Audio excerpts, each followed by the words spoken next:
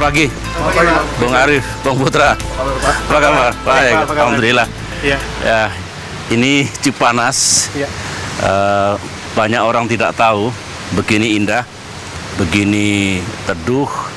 Lihat suara air, saya kira bagus untuk sekali-kali mengubah suasana dari kebisingan Jakarta ke suasana yang lebih baik seperti ini.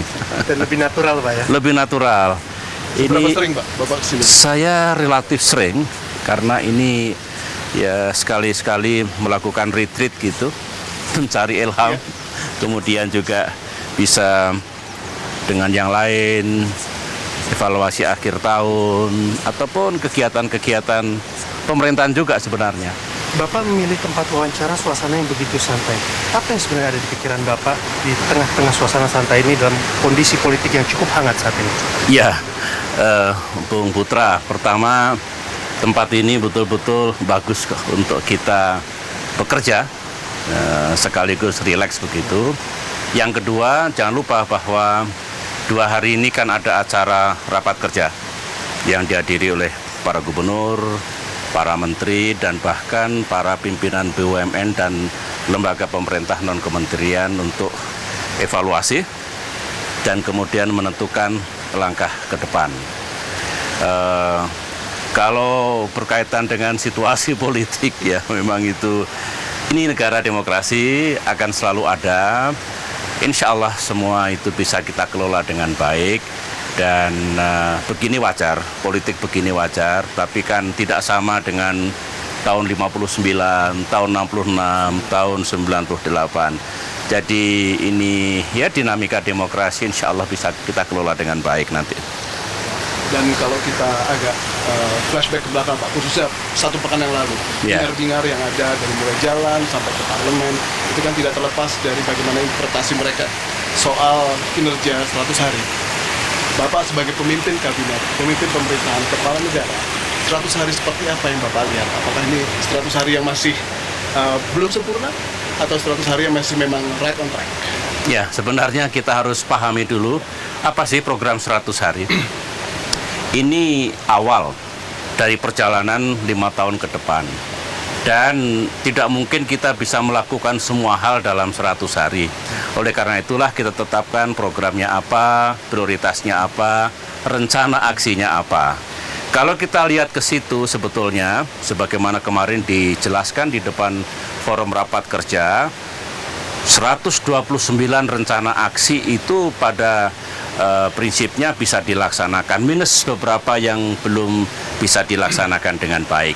Jadi sebenarnya ini adalah starting point, langkah awal, menentukan arah ataupun haluan. Dan juga kita kan perlu percepatan-percepatan yang disebut quick wins. Itu yang kita lakukan. Kalau business as usual mungkin memerlukan waktu 1 tahun, tapi banyak yang bisa kita percepat 3 bulan. Kalau itu yang dinilai, mestinya program 100 hari ini sesuai dengan rencana. Nah, kalau dikaitkan dengan hasil yang instan, tentu tidak mungkin 100 hari. Pemerintahan di negara manapun juga 100 hari, ya 100 hari untuk 5 tahun berikutnya lagi. Memang 100 hari ini seperti yang Bapak katakan tadi cukup singkat ya Pak. Ya. Dan, memang tapi ada juga yang mengatakan bahwa ini seperti bentuk semacam sloganistis ingin mengangkat citra pemerintah, citra Bapak sebagai pimpin negara. Bagaimana tanggapan Bapak atas tudingan ataupun pernyataan seperti itu? Ya, Putra, memang komentar akan selalu ada, ya. Dan sekali lagi itu wajar dalam kehidupan demokrasi. Begini sekarang, kalau pemerintah diam-diam, yang penting bekerja, dianggap kita tidak transparan. Tapi kalau pemerintah menunjukkan kegiatannya supaya rakyat bisa mengikuti, ada yang mengatakan itu sloganistis. Yang penting begini, pemerintah meyakini apa yang dilakukan ini ya mesti dilakukan. Sekali-kali dijelaskan kepada publik. Jadi sebenarnya sama sekali tidak dalam artian ini sekedar slogan, tapi real, tapi nyata. Dan saya berharap memang para menteri nanti bisa menjelaskan apa saja yang telah dilakukan selama 100 hari ini. Jadi itulah konsekuensi dari pemerintahan yang harus menjunjung asas transparansi. Kalau pandangan ada yang negatif, ada yang positif, itu selalu ada. Yang penting the show must go on, dan kita memang harus menjalankan apa yang harus kami jalankan. Artinya nanti masyarakat akan bisa mendengar penjelasan dari Menteri terhadap program mereka, ya? Betul, lebih rinci apa saja, dan bahkan bisa dicek di lapangan. Karena kita punya sistem monitoring. Sekarang ini apa yang dilaporkan oleh gubernur, oleh menteri bisa langsung dicek di lapangan. Dan saya berharap seperti itu supaya rakyat juga tahu apa yang telah dilakukan pemerintahnya, termasuk apa pekerjaan rumah yang harus dilakukan ke depan. Mendukung konstituen, teman-teman, Pak, kalau begini ya kita hadapi secara fisik. Jawaban saya, jangan. Itu kebablasan, Pak, jangan.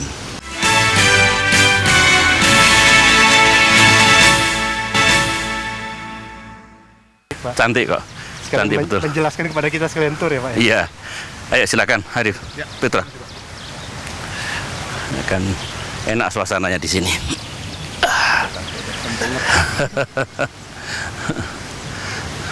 Hingar-bingar tanggal 28 Januari pekan lalu, itu sempat terdengar bahwa para aksi demonstran mengekspresikan bahwa kinerja Kabinet Indonesia Bersatu Jilid 2 mendapatkan nilai rapor merah, Pak.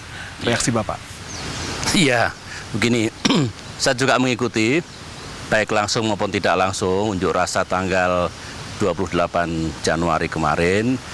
Tapi setelah saya cermati, hampir pasti yang mengatakan pemerintah gagal total, tidak ada yang dicapai, bahkan dalam 100 hari ini, tidak mengetahui apa sasaran, apa program, termasuk aksi yang dijalankan oleh pemerintah 100 hari ini. Andai kata mereka mengerti dan mengevaluasinya dicocokkan dengan program atau sasaran itu, pasti tidak akan mengatakan gagal total, akan lebih objektif, akan lebih jujur di dalam menilai. Dan kemudian begini, evaluasi itu kan berlanjut, ya. Kalau mengevaluasi kinerja pemerintah yang akan mengemban tugas insya Allah 5 tahun mendatang, ya 5 tahun nanti. Tapi kalau 100 hari, ya evaluasilah apa yang dilaksanakan 100 hari sekarang ini. Saya kira itu penting agar kita ya sekali lagi bisa memberikan penilaian yang objektif. Bung Arif, begini, saya sudah mendengar, mungkin sudah 3 bulan yang lalu, pokoknya nanti 100 hari kita unjuk rasa, besar-besaran, dan hanya satu kata, pemerintah gagal.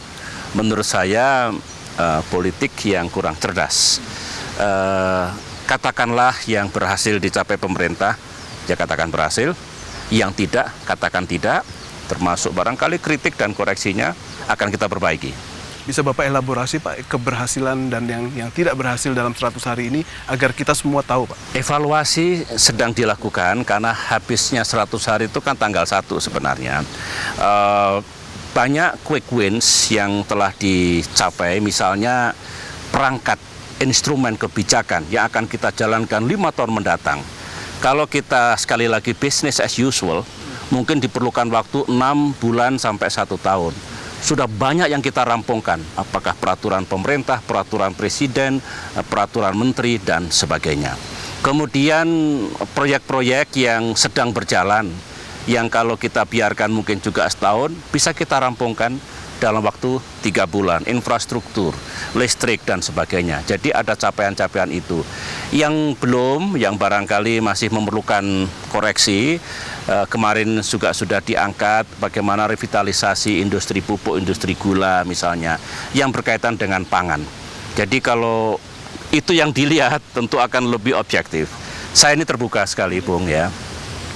Kalau ada yang belum berhasil, katakan belum berhasil. Terima kasih, menjadi cambuk bagi kita untuk memperbaiki dan mengoreksinya. Masih dalam konteks aksi demonstrasi tanggal 28 Januari, Pak. Kita melihat, kami mencatat bahwa di sejumlah daerah terjadi aksi perobekan foto presiden, wakil presiden, bahkan pembakaran di beberapa tempat. Bapak menyaksikan langsung di siaran televisi? Saya melihat sepotong-sepotong, saya juga mendengarkan laporan dari banyak pihak, bahkan SMS dari rakyat yang mereka juga merasa prihatin, mereka merasa mengapa Pak demokrasi kita berjalan seperti ini kok melebihi kepatutannya. Respon saya begini, Bung Putra. Kita kembalikan kepada mereka yang menginjak-injak, yang membakar foto presiden dan wakil presiden, kalau yang dibegitukan itu fotonya sendiri atau foto orang tuanya. Saya kira kita punya etika, punya kesantunan ya. Ekspresi kebebasan, menggunakan hak politik, ingin berkontribusi dalam kehidupan kenegaraan itu baik, bahkan kita undang. Karena itulah semangat dari demokrasi kita. Tetapi selalu ada batasnya, ada batas kepatutannya. Saya berharap bolehlah dikatakan kebiasaan seperti itu tidak terus berlanjut karena menimbulkan iklim kehidupan yang tidak baik. Nanti bisa menimbulkan reaksi dari pihak yang lain karena melebihi kepatutannya. Oleh karena itu, kepada rakyat Indonesia, mari kita bangun demokrasi yang bermartabat, kebebasan silahkan, kontrol pemerintah, berikan koreksi pada pemerintah, tapi ada batasnya supaya tidak menimbulkan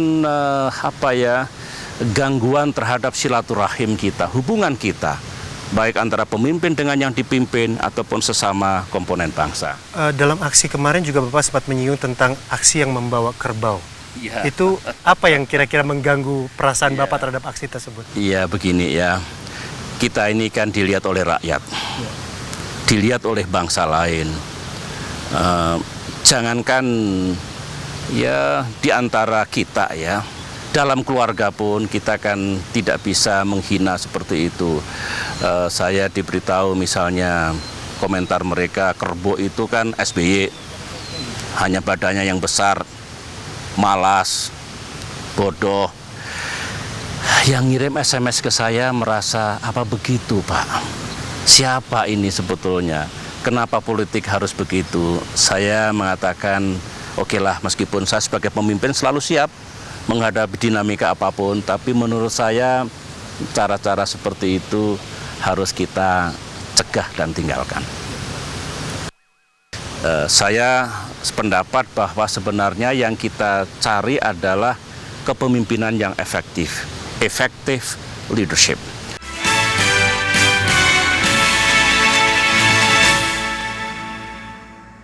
Baik, Pak, kalau Bapak menyatakan tadi sebagai pemimpin Bapak siap, orang-orang terdekat Bapak atau para pendukung Bapak, seberapa Bapak siap untuk mempersiapkan mereka juga agar mereka tidak bereaksi yang pada akhirnya kita tidak inginkan? Contohnya apa misalnya? Apabila ada counter reaction atau reaksi balasan dari pendukung Bapak.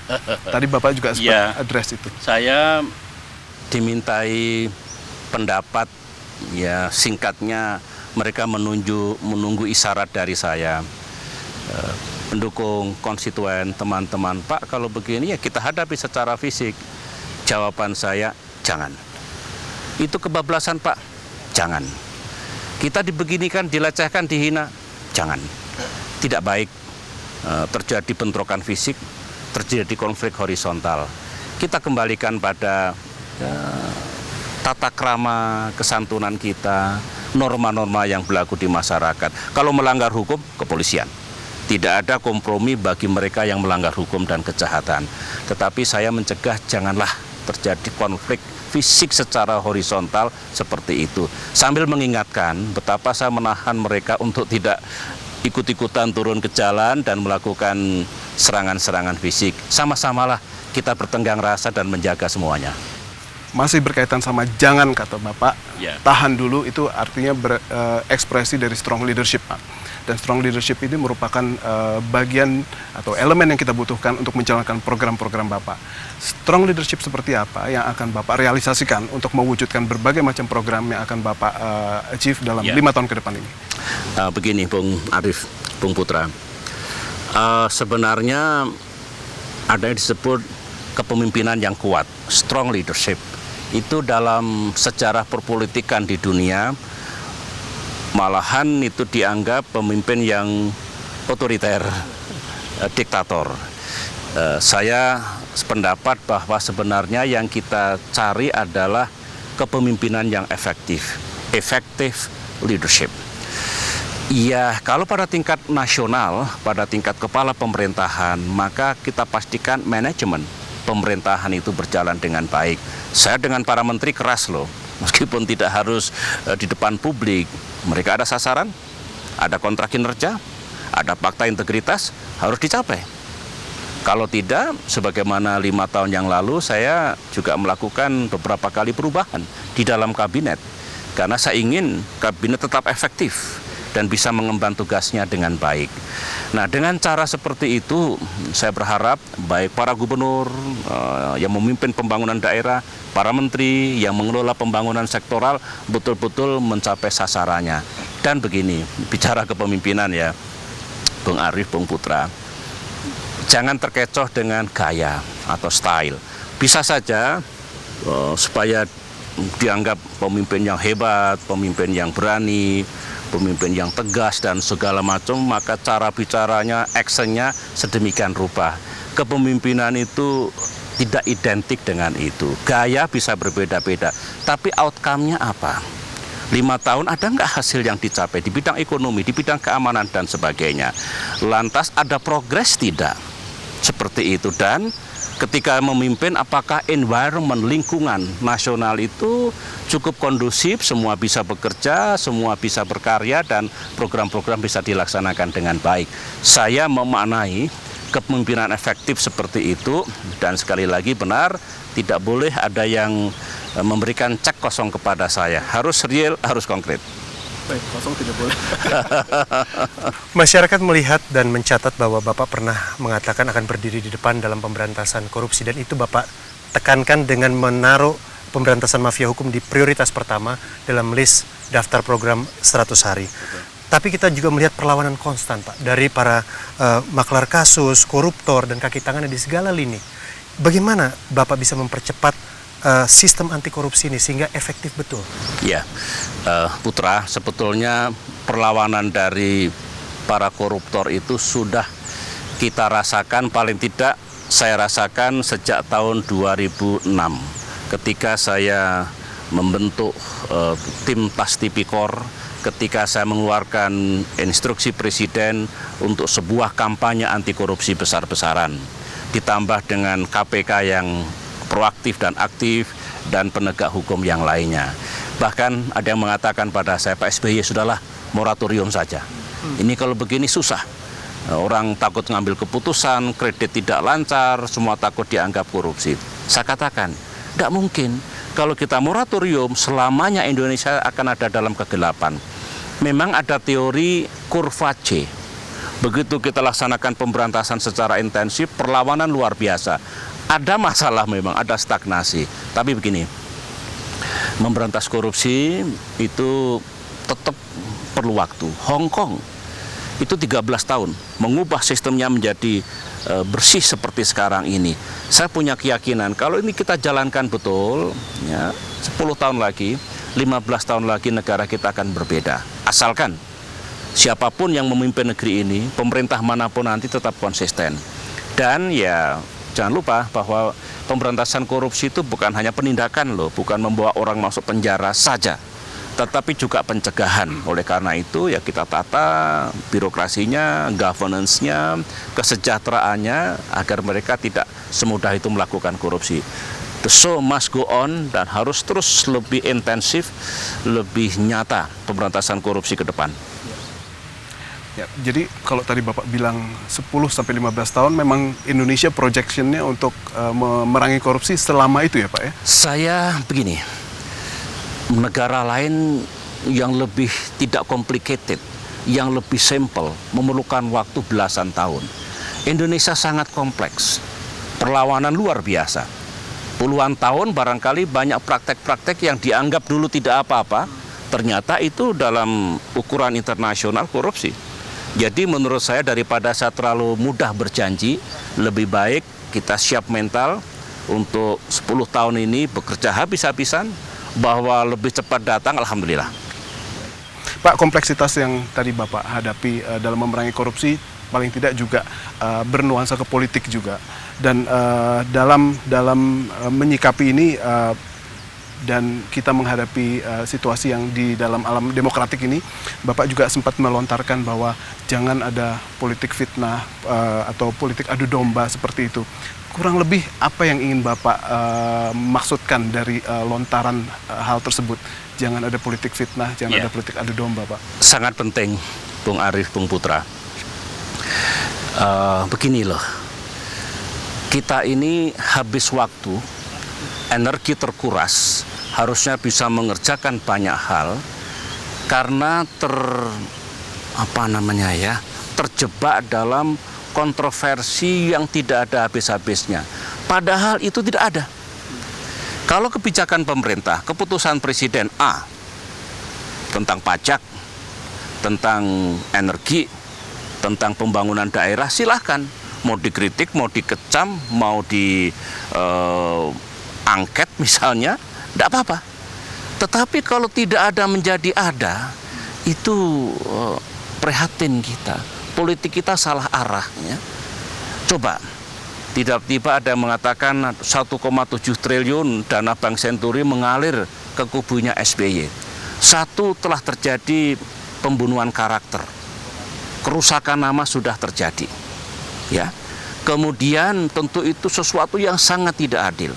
Oleh karena itu ya khusus itu hukum harus jalan terus. Tapi poin saya begini, kalau yang tidak ada menjadi ada, maka iklim kehidupan di negeri ini akan saling curiga-mencurigai, saling lihat-melihat, jangan-jangan nggak benar, jangan-jangan nggak benar.